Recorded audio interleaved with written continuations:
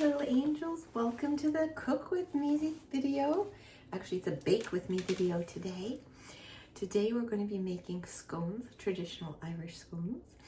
I have these wonderful little cookbooks that I got when we went to Catherine Fulvio's house, and here we go. And we're going to be making our traditional Irish scones from this one. I also have a scone recipe from the Bank House. We're going to be making those as well another day. But first, before we do anything, there are two tips for making scones, all right? I'm going to show you the first one. It's over there. And this, Margaret taught me. Take your cookie sheet, put it in your oven while you're preheating your oven. And we're preheating the oven to 450 degrees. Your pan needs to be hot when you put them on. So I'm over here. And I'm just gonna bake at 450 and start. Okay. Whew, that's done. How are you guys doing today, huh? We're definitely going to be having some hot and cold tea today. Don't worry, I have everyone covered. I have regular and decaf. All the lighteners and sweeteners are gluten-free. I have gluten-free, lactose-free, sugar-free, and vegan options for everybody. So please make yourselves comfortable. I've put up some chairs here. No hammocks today. And don't worry, for those of you, you touched your hair. I'm gonna be wearing gloves when I make it. Because with these nails and this, and you gotta get your hands in there. Okay, so that's tip number one. Preheat your oven and get that pan in there heating up. Tip number two, I actually learned from Greta Pudletsky. I think that's her last name, yes. And she's the Looney Spoons cookbook author with her sister. And she taught me this for biscuits. I use it for biscuits, I use it for pie crust, and I use it for scones. Make sure your butter is icy cold, okay? If you have to stick it in the fridge, in the freezer, do that. Now, I'm just gonna grab a plate because I wanna show you what I'm doing.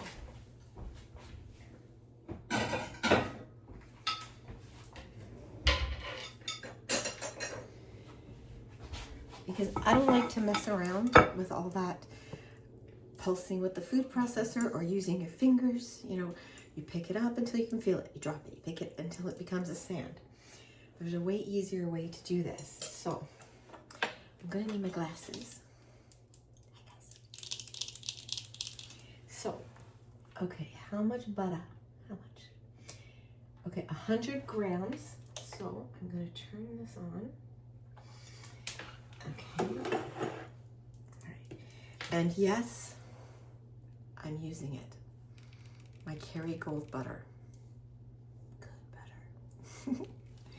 So, 100 grams. Let's see, what would that be? 100 grams is 3.5 ounces. There's 16 ounces in a pound of butter. Because there's 2 cups. 1 cup is 8 ounces, so 3.5 would be almost half a cup. So I'm gonna cut out what I think is half a cup. And we'll measure it here on our trusty scale that I have zeroed. Good. Okay. And I think that's about a half a cup. We will see how much.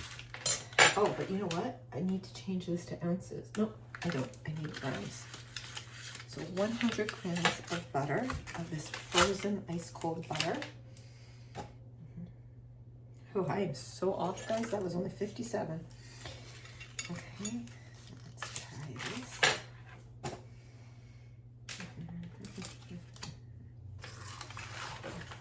I'm using all my butter. That's okay, that's okay. Okay, that's 100 and, yeah. I'm gonna do a little bit more because we're gonna lose some to my trick. Okay, where'd it go? Okay.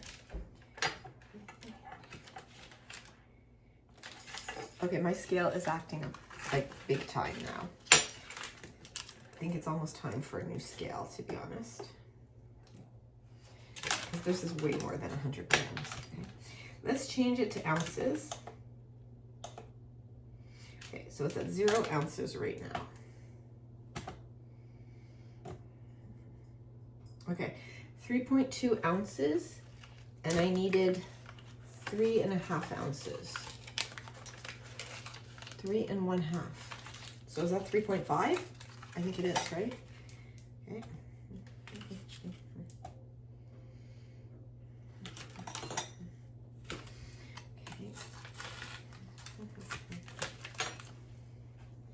Okay, these are going to be buttered.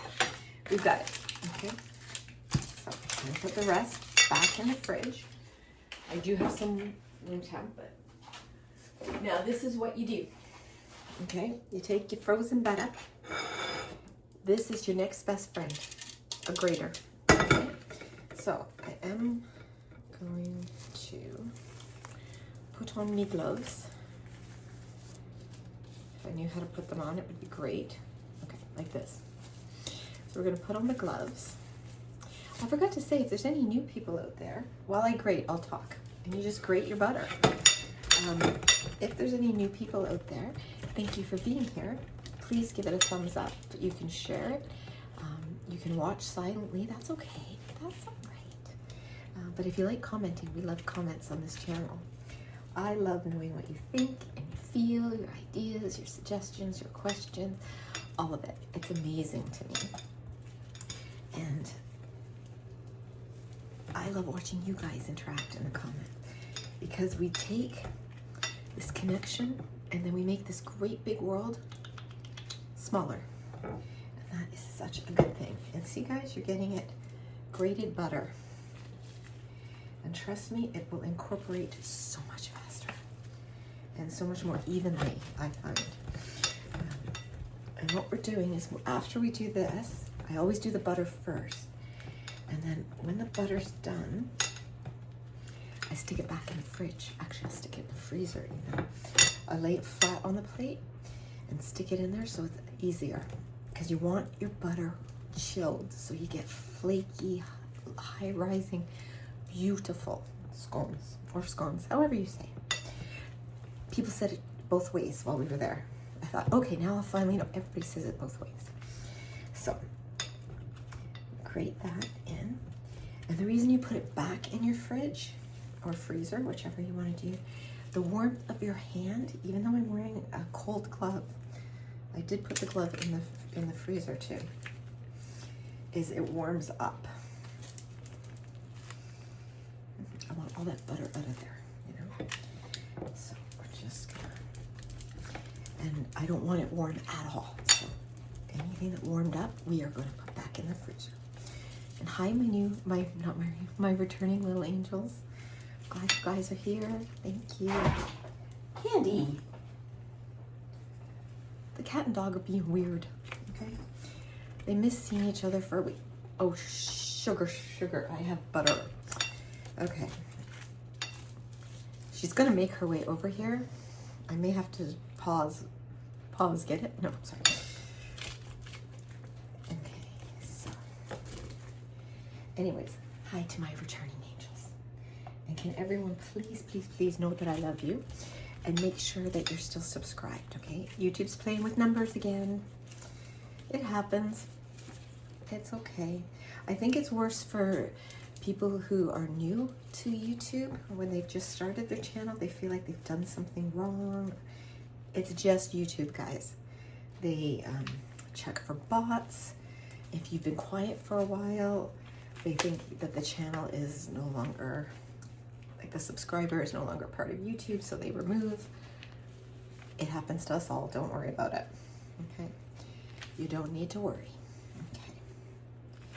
Got almost all of it now. Okay. And like I said, I'm going to stick that right back in the freezer. The last piece here. And then when we measure out the rest of the ingredients, the butter will get nice and cold again. What's that? I know there are some chefs, I believe Mary Berry, she does it, warm butter, room temp butter. And you know what? Whatever works for everybody else.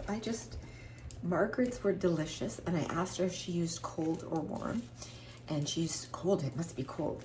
But then she told me the trick about make sure your pan is hot.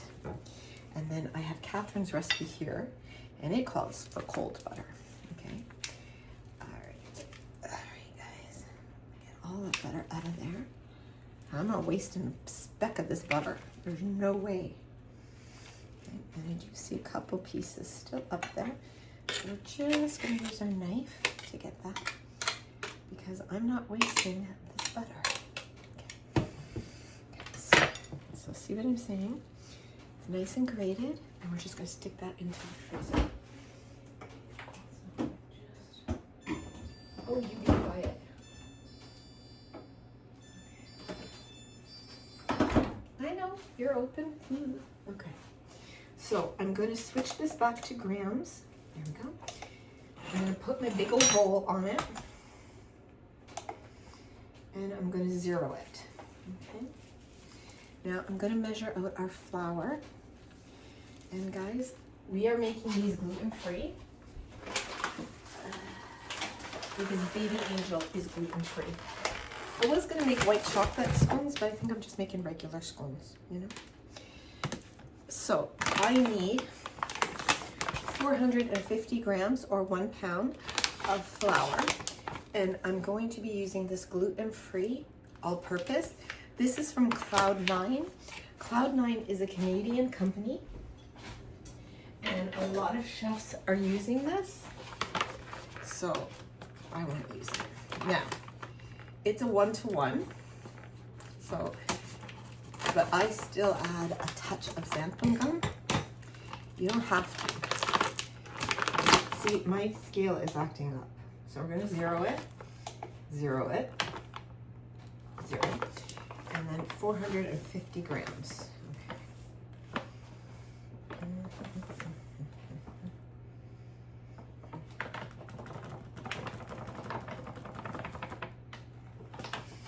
450, 454, 450. Okay. I'm just pausing. You know what?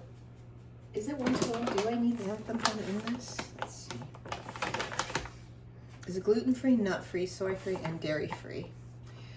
1-to-1 substitute for wheat flour. That means I don't have to add the xanthan gum. Xanthan gum is in it. Rice flour, buckwheat flour, cornstarch, potato starch, tapioca starch, and xanthan gum. Buckwheat is not wheat. Okay, so we have our flour. Now we need our baking powder. And Catherine was very clear to make sure my baking powder is gluten-free. I have been buying Fleischmann's, but I didn't realize they had a gluten-free version and that you had to be careful of that. So there you go. Now, she calls for 2 heaped teaspoons. Well, to me, 2 heaped teaspoons is 1 level tablespoon. So that's what I'm going to use. Because teaspoons are 5 mils each. A tablespoon is 15 mils. So if they're both heaped, I'm going with the 15. Okay? So we're going to put that in. Okay? And then we need a pinch of salt, which of course I didn't bring with me. And we use the pink Himalayan sea salt. It's a good pinch, it says. Okay. And then we need 1 ounce or 30 grams of sugar. I've got my sugar. So we're at, according to this, oh, this is so messed up, guys.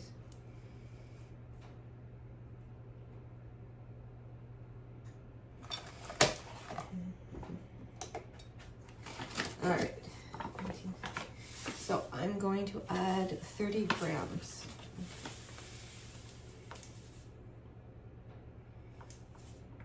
There we go.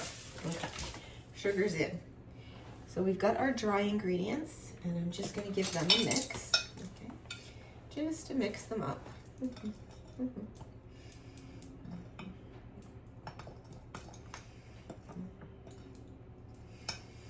feels feels very light, so I like that. Now we're also going to need 200 mils or 10 ounces of milk. I'm using cream, okay? And that's it, the butter and the cream. So let's get my gloves back on. Candy can smell the butter, man. She's all over here. All right, so, and I can't wait to show you the cream I found. I'm excited. Look what I found, you guys. Lactose-free whipping cream. Thank you, thank you. Now this has 473 mils, and I need 280. Okay, you know what I'm getting, because I know 250 is a cup. So we need a little more than a cup.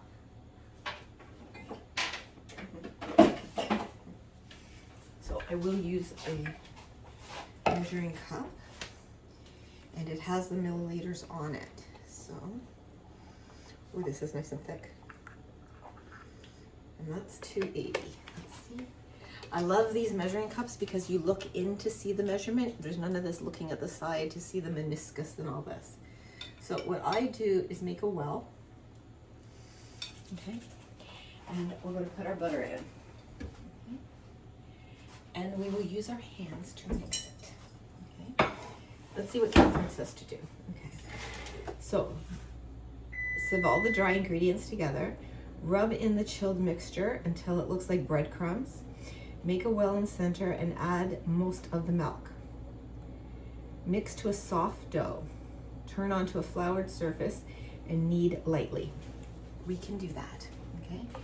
I am going to put parchment down for my floured surface because that's what I like to do. Okay. So let's get my glove on and get this butter in. Okay, it's nice and cold, so we're just going to break it up. And I like to start with a little at a time, just to get it started type of thing, you know? And basically what you're doing, now you can put the rest in. And get all that butter up. Okay, and a little over here. And we're just gonna rub it in. So what you do is you pick it up with the butter. When you can feel it between your fingers, drop it. Up and drop. And I learned to make shortbread this way from an Italian chef, Caprio, that used to be on TV here in Canada. I think it was Caprio Cooks or something. Love her. And I remember saying to my dad once, yeah, I know, because you have to pick up the butter until it feels like breadcrumbs and stuff. He goes like, wait a minute, if you know how to do that, you know how to make shortbread. And I said, do I? I don't know. I was making pastry dough. So I tried making shortbread. And Uncle Angel and my dad loved shortbread. Loved shortbread. Well, Uncle Angel loves it. My dad loved it. So I have made that for them whenever they asked me to. Never mind Christmas. Those two would have shortbread all year round. Uncle Angel prefers brown sugar shortbread, which is so do I, to be honest. I don't really care for shortbread. There's a flavor in it I don't like. I'm not sure what it is. Oh, I can hear baby Angel. She's doing her laundry. So you want it rubbed in because you want pieces of butter in there, you know? Now, when you're doing gluten-free, you need a little extra liquid, which is why I poured a little more milk than necessary. Cream. And I can kind of tell. Sometimes if a recipe calls for an egg, this one doesn't until you're glazing. I'll add an extra egg yolk because gluten-free absorbs your liquid, so you can sometimes get a dry flavoring. You can also get a grittiness. The way to get rid of the grittiness is your dough has to set for a bit. And we're gonna let ours set in the fridge, okay? So that it all absorbs. And I think, I'm gonna show you guys what it looks like. See how it looks like crumbs? See that? So that's, I think, ready for our well. And we're gonna pour in our milk.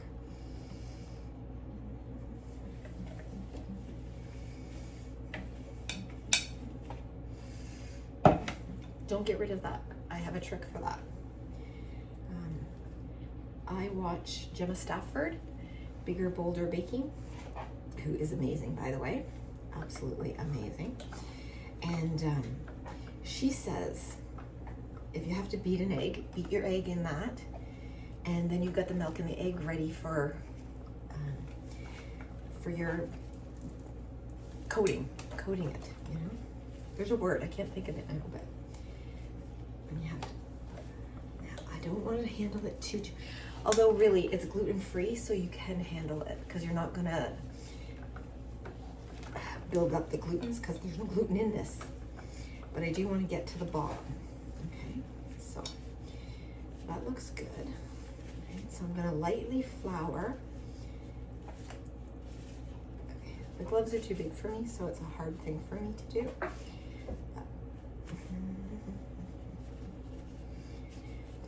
Okay, so I'm gonna get out my floured surface, which I think I'm out of parchment. So, nope, I'm not. I have my parchment. If I can, I prefer unbleached parchment paper. I just, anytime I can do something that's not chemically treated, I'm for it. Candy, beat it. We are now going to take our dough out and put it on the parchment. You don't really have to flour the parchment because it won't stick, right? And I can tell right now, this needs more moisture, for sure. For sure. So I'm just gonna add a little bit more milk by eye. You guys can follow the recipe. I've done this enough. I can kind of do it by eye. And that was probably an extra tablespoon. Okay.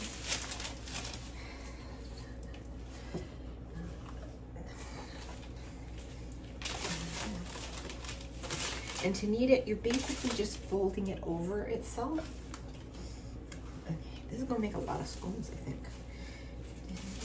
It says it'll make 17, but I think we're gonna make more. I do. See, a lot of flour got left at the bottom. So I'm gonna work with what I have right now, and if we need more flour, I know I have it. Right? So, plus you have to flour your pan when it comes out of the oven too. So I'm gonna knead this into a dough. This is where the food processor does help, I would be honest. It's nice to have the work done for you, but there really is something about getting your hands in there and feeling it come together and making it nice, you know, and you get the heel of your hand in there to help knead it, and you just keep putting it over itself.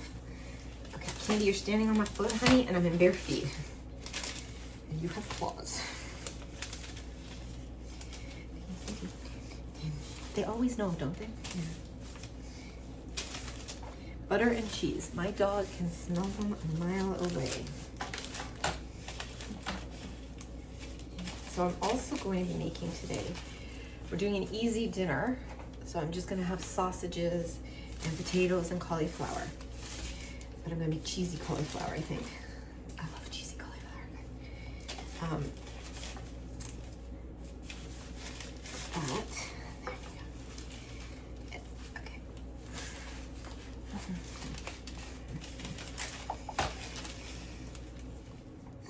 It's very therapeutic in a way. Okay, so after you knead it, okay, knead lightly, roll out to about 1 inch thickness, and then cut into rounds.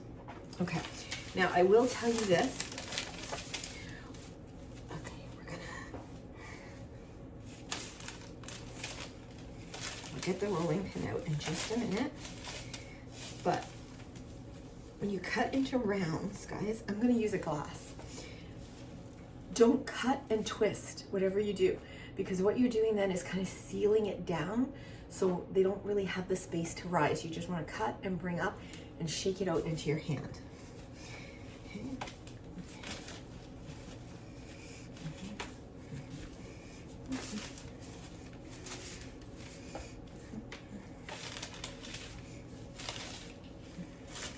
I don't even know if I need to get it. Okay, okay.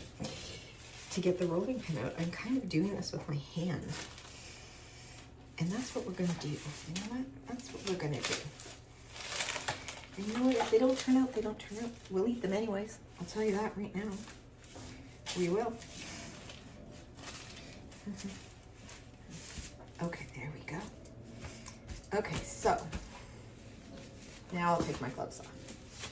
Now I will get the cutter.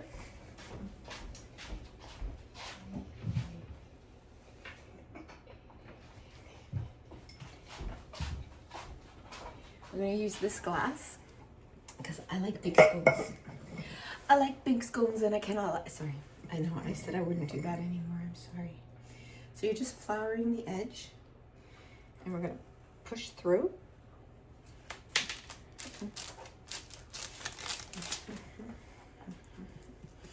Then you're going to want to get it out. And sometimes you need a knife to start it. Once you start it, it comes out. There we go. There we go. Okay. I'm just going to pause for 1 second, guys. Okay, guys, I'm back. I need a baby angel to take Candy out. She's tripping all over me. Okay, so I kneaded it and rolled it a little bit more. Floured my thing. And just going to push down.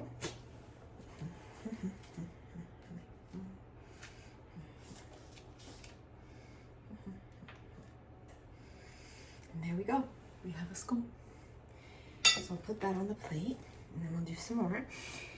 And then what you're going to do is you're going to take the leftover part that you have and you're going to re-roll it until you have enough scones to do.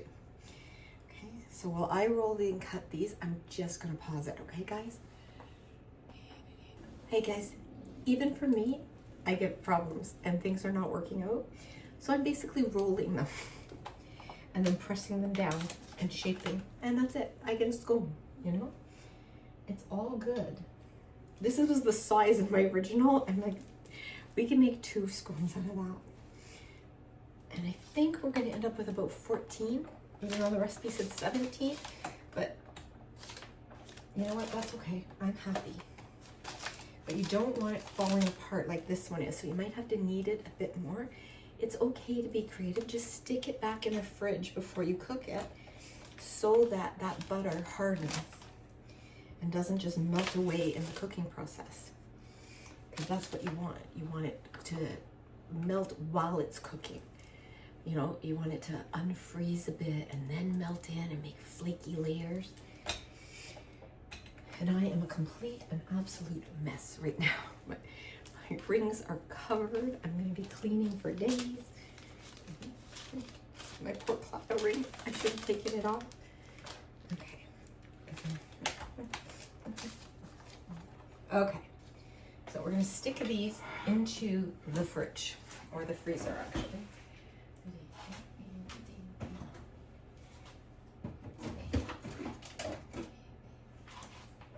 Now I am going to beat an egg into a bowl and put some sugar in. Alright, so we're going to need 2. I'm just going to pour the last of this cream in there for the egg. Oh, that's one way to do it.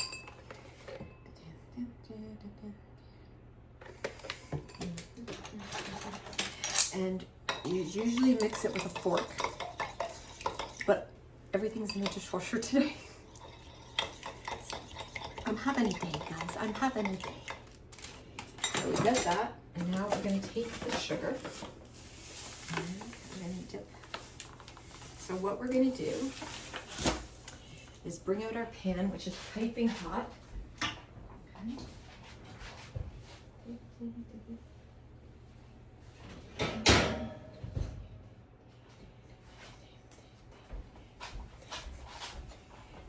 Put it on there, okay. I am not going to flour it simply because I have the parchment. And do not touch it. Oh my goodness, don't touch it. So, Get these out of the freezer. Okay. I'm going to dip them in egg and sugar to top them. Okay. So we'll dip them in the egg, and then we're going to dip them in the sugar and get that wonderful little, that sweetness and that crunch. I love that personally. I really do. So we're just dipping, and dipping. Okay. And pop them up, and then we'll see how many we end up with. Okay. So dip, dip, dip. Don't touch that pan. Dip and dip. There we go.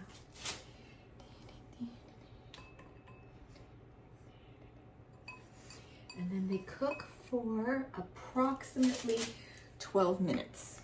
So mine are a little bit bigger. We'll see how they turn out. But either way, I'll show you how we do it with the jam.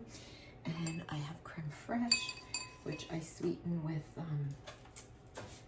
what do you call it? Splenda. Splenda. I know my chefies out there are going, you do what? That's what I do. Instead of clotted cream.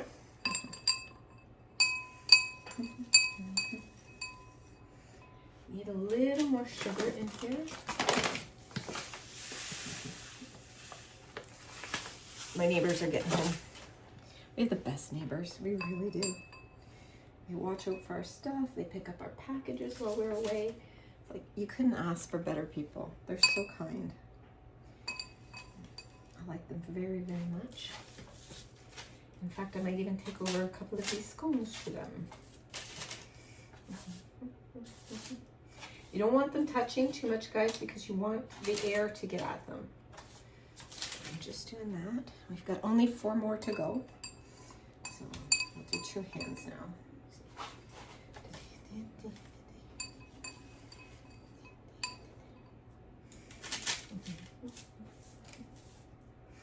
And 2 more. There we go. Dip, sugar. Dip, drain, sugar. Dip, drain, lots of sugar. Okay. So let's see. We have 3, 6, 9, 10, 11, 12, 13, 14, 15, 16. That's not bad, considering I was supposed to get 17. That makes me happy. Okay, so I'm popping them in the oven.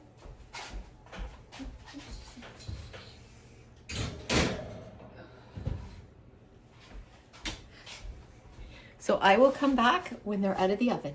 Hey guys, I'm back. So it actually took about almost 25 minutes, but I didn't realize the oven door was open partially. So I will say they look good. I'm bringing them over to you. They got nice brown tops. They smell amazing. I'll let you know in another video how they taste. But I hope you make some with me next time. As always, guys, I love you. I value you, I honor you, I pray for you, and I am so very, very glad that each and every one of you was born. Bye, guys. Oh, that pan is hot.